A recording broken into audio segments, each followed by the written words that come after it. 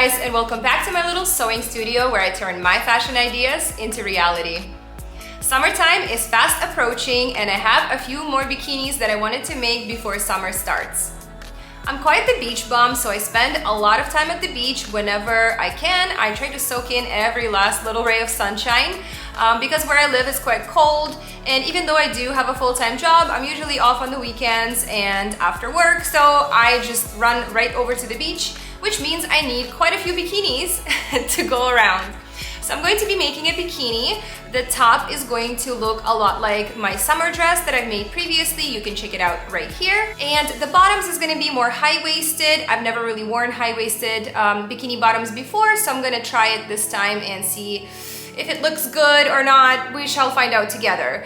As usual, I'm going to model the bikini at the end of the video so you guys can see what it looks like on. And the fabric I'm working with is right here.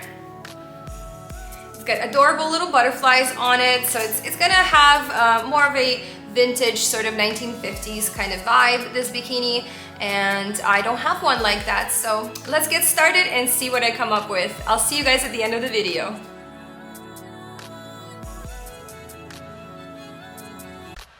I start off my bikini by tracing my leotard block.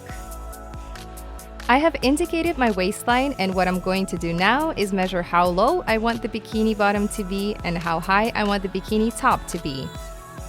Since this bikini is high-waisted, I'm going to start off the sides right at the waist and make a V going down towards the pelvis, where I've marked down 4.5 inches below the belly button. By hand, I'm going to draw the bikini line about 2 inches wide, and I'm drawing this by eye. You want to avoid straight lines, therefore you've got to curve it just a little bit. 1/8 of an inch is plenty. Once I've established my bikini top measurements, I will draw my style lines with a little opening at the front so that I can tie it at the front, much like I did with my summer dress, which you can check out right here. The pattern is very similar and I think it looks very flattering, so I'm repeating it again. The front pieces will tie at the front, and since they are symmetrical, I only have to draft one side. I've drawn the little ties by hand and I can move on to the bottoms again. To establish the cut of the bum of my bikini bottom, I'm going to put the front of my bikini bottom and basically draw a line straight down and give it a little bit of a curve down the bum. The waistline at the back is not quite the same V as at the front, but rather a curved dip. I don't want this bikini riding up when I'm wearing it, so I'm keeping it conservative. I'm also going to extend the bikini top all the way to the back so that once I connect it to my elastic band, it's going to gracefully clasp at the back, leaving no excess fabric. Now it is time to cut out all of my pieces. This fabric has properties much like the tie-dye fabric I used for my tie-dye DIY dress, which you can check it out right here. This fabric is a little bit difficult to work with because it rolls, so you have to be extra gentle when handling it and have a lot of patience. I will cut the top pieces 4 times, 2 on the left and 2 pieces on the right, and once I connect them, they are going to self-line. For the bikini bottom, however, I'm going to cut out the front and back out of nude lining. If I were to line it with the same fabric, you would see the mismatching butterflies on the opposite end, so I'm not going to do that. As for the bikini top, you do want to self-line it because the ties are going to match, otherwise it's going to look ugly. And I'm going to put little pads for the chest, therefore the butterflies on the opposite side will not translate through the fabric, since the fabric is a little bit see-through. I also have to consider how this garment is going to look like once it is wet. Once I've cut out all of my pieces, I'm going to serge the bikini bottom all around. I'm going to connect the bikini at the sides and at the crotch. Once these steps are done, I can insert my 1/4 inch elastic around the legs and around the waist of my bikini bottom. I'm using a zigzag stitch to attach the elastic band.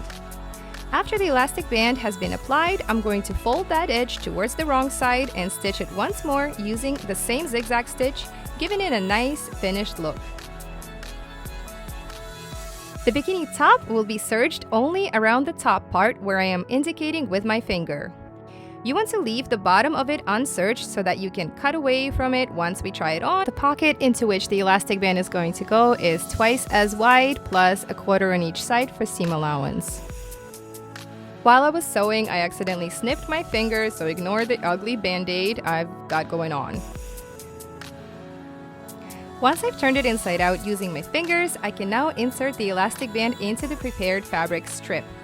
In order to do so, you want to put a bobby pin on one of the ends of the elastic band, and then using your fingers, you want to feed it through the fabric strip that we just serged. Now that I have my bikini top pieces and the elastic band all finished, I can pin it down and try it on before finishing it fully.